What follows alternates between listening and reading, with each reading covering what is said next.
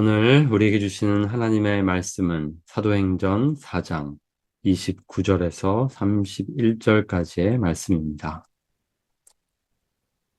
주여, 이제도 그들의 위협함을 굽어보시옵고 또 종들로 하여금 담대히 하나님의 말씀을 전하게 하여 주시오며 손을 내밀어 병을 낫게 하시옵고 표적과 기사가 거룩한 종 예수의 이름으로 이루어지게 하옵소서 하더라. 빌기를 다음에 모인 곳이 진동하더니 무리가 다 성령이 충만하여 담대히 하나님의 말씀을 전하니라. 아멘. 오늘은 성령 강림 후 셋째 주 수요일입니다. 교회를 향한 세상의 핍박이 시작되었습니다. 공회가 베드로와 요한에게 다시는 예수의 이름으로 말하지 말라고 경고하고 아, 전도를 금지했지만 사도들은 전혀 굴복하지 않았습니다. 담대히 계속해서 그 일을 하겠다라고 응답했습니다. 교회에 돌아와 그들은 이제 세상의 핍박이 시작된 것을 알리게 되었고, 그때 교회는 함께 한 마음으로 기도를 시작했습니다. 먼저 그들의 기도는 하나님을 찬양하는 기도였습니다. 하나님이 창조주이심을, 하나님이 만물의 주관자 되심을 찬양했습니다. 그리고 모든 일을 하나님께서 알고 계신다는 하나님의 그 전지하심을 믿고 하나님을 찬양했습니다. 하나님을 찬양하는 기도를 드리고 이제는 하나님께 그분의 도우심을 간구하게 됩니다. 주여, 이제도 그들의 위협함을 굽어 보시옵고 또 종들로 하여금 담대히 하나님의 말씀을 전하게 하여 주시오며 손을 내밀어 병을 낫게 하시옵고 표적과 기사가 거룩한 종 예수의 이름으로 이루어지게 하옵소서. 이것은 간절한 간구의 기도였습니다. 찬양으로 시작된 기도는 이제 하나님의 도우심을 구하는 간구의 기도로 변하게 됩니다. 세 가지를 간구하는 것을 볼 수 있습니다. 먼저 우리를 지켜주소서, 우리가 담대하게 하소서, 우리를 통해 표적을 일으키소서. 이것이 그들이 드린 간구의 기도였습니다. 주여, 이제도 그들의 위협함을 굽어 보시옵고. 이것이 어떤 기도인지 보면 쉬운 성경은 이것을 이렇게 번역하고 있습니다. 주님, 이제 그들이 우리를 위협하고 있는 것을 굽어 살피소서.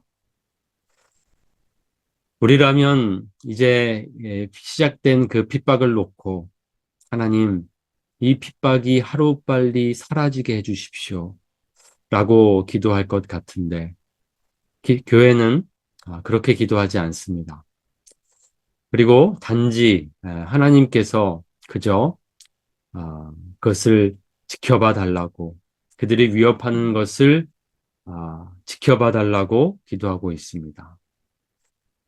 이것이 어떤 기도인지 우리가 생각해 봤을 때에 그것은 단순하게 하나님, 이 시작된 핍박 사라지게 해달라는 기도가 아닌 것은 확실합니다.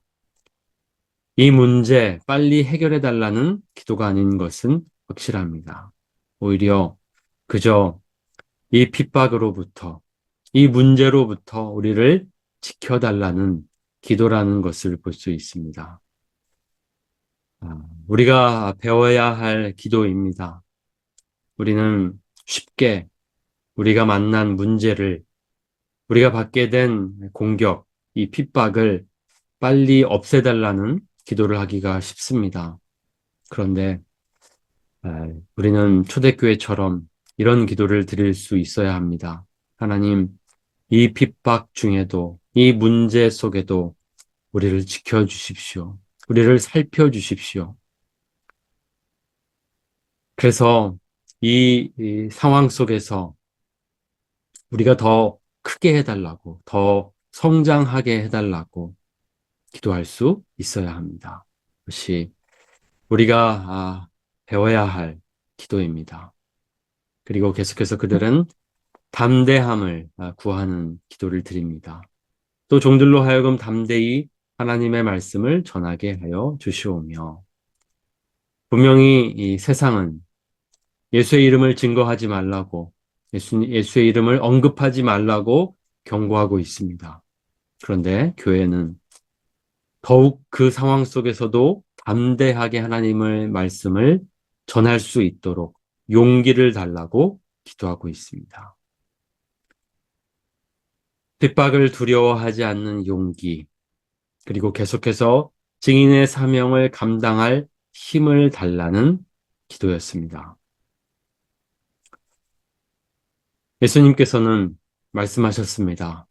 세상이 나를 미워한 것처럼 너희도 미워할 것이다. 왜냐하면 너희가 나에게 속했기 때문이다 라고 말씀하셨습니다. 이미 예견된 환난, 고통, 핍박입니다. 그래서 예수님께서는 환난을 당할 것이지만 담대하라고 우리에게 말씀하십니다. 세상에서는 너희가 환난을 당하나 담대하라. 왜냐하면 예수님이 세상을 이미 이기셨기 때문입니다. 예수님은 부활로서 그 승리를 우리에게 보여주셨습니다. 세상은 예수님을 굴복시키고 그리고 결국에는 십자가에 못 박았지만 예수님은 그 죽음을 이기셨습니다. 그것은 세상을 이겼다는 뜻입니다. 그 어떤 것도 우리를 굴복시킬 수 없고 그 어떤 것도 우리를 이길 수 없습니다. 우리가 주님과 함께 있다면, 우리가 주님 안에 있다면 우리는 이미 이긴 자들입니다. 부활 안에 우리가 있습니다. 부활의 승리 속에 우리가 있습니다. 그렇기 때문에 우리는 담대할 수 있습니다. 이러한 확실한 근거를 두고 우리는 용기를 구하는 것입니다. 어떤 상황 속에서도 두려워하지 않도록 그리고 하나님이 맡기신 일을 계속해서 감당할 수 있도록 우리는 기도해야 합니다. 그들은 계속해서 예수님의 능력이, 예수님의 이름이 드러나도록 기도하고 있습니다. 손을 내밀어 병을 낫게 하시옵고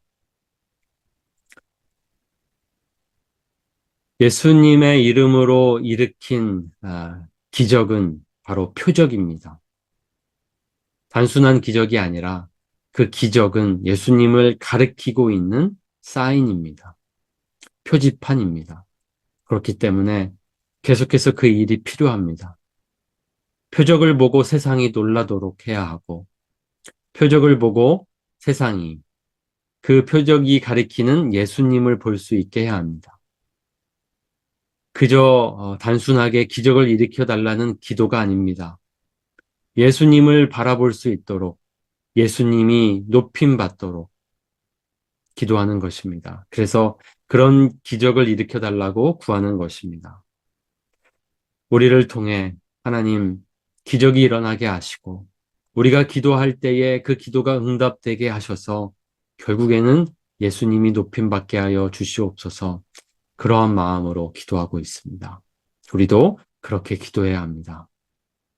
우리가 드린 기도와 또 우리의 사역을 통해 하나님 역사하셔서 예수님 높임 받게 하여 주시옵소서. 우리가 영광 받는 것이 아니고 예수님 영광 받게 하여 주시옵소서. 그렇게 기도해야 합니다. 교회의 기도에 하나님은 놀랍게 응답하십니다. 그 기도의 응답은 즉각적이었습니다. 빌기를 다하매 모인 곳이 진동하더니 우리가 다 성령이 충만하여 담대히 하나님의 말씀을 전하니라. 그들의 기도대로 하나님은 응답해 주셨습니다. 담대한 용기를 주셨고 그들이 계속해서 그 말씀을 주님을 증거할 수 있게 하셨습니다. 모든 일이 바로 하나님의 응답으로 된 일이었습니다.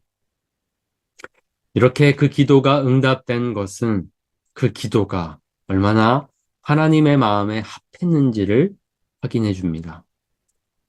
그러니까 우리가 무슨 기도든지 하나님께서 응답해 주시는 것이 아니라 하나님의 뜻에 합할 때에 응답해 주신다는 것을 기억해야 합니다. 우리가 가진 바 담대함이 이것이니 그의 뜻대로 무엇을 구하면 들으심이라. 그래서 우리는 기도할 때에 우리의 기도가 하나님의 마음에, 하나님의 뜻에 합한지를 늘 생각해야 합니다. 그 뜻이 합할 때에 하나님께서 응답하실 것입니다.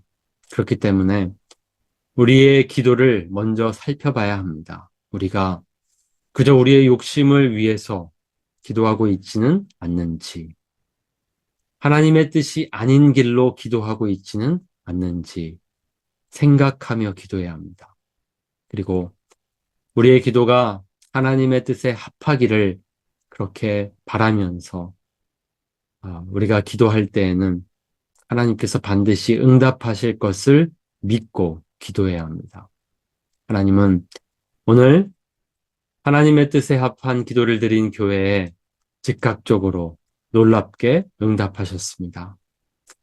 오늘 우리의 기도가 그렇게 응답받는 기도가 되기를 원합니다. 하나님의 뜻에 합한 기도가 되기를 원합니다.